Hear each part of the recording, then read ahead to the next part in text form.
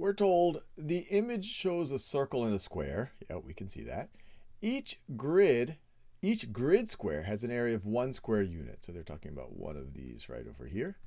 Aisha uses the square inside the circle to estimate the area of the circle. So that's definitely going to be an underestimate because it's fully inside the circle. It's going to miss out on all of this area out here. So let's see what they ask us. Based on Aisha's strategy, what is a reasonable estimate for the area of the circle? So pause this video, have a go at that before we do it together. Okay. Now, we know how to find the area of a square. It's just going to be one side, well, it's going to be one side times itself because all the sides have the same length. And we can see that it is 1, 2, 3, 4, 5, 6 in each dimension. So it's a 6 by 6 square. It's 6 this way, it's 6 this way, and so its area of the square, the area of the square is equal to 6 times 6, which is equal to 36.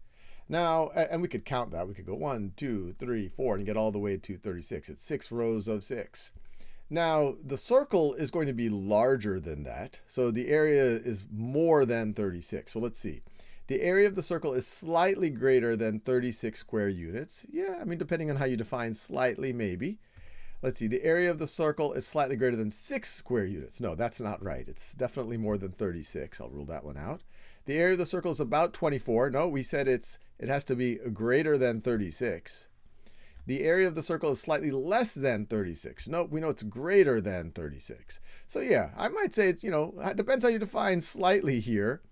Because we're losing a lot of area here. I mean, we could even try to approximate it. There's almost 1, 2, 3, 4.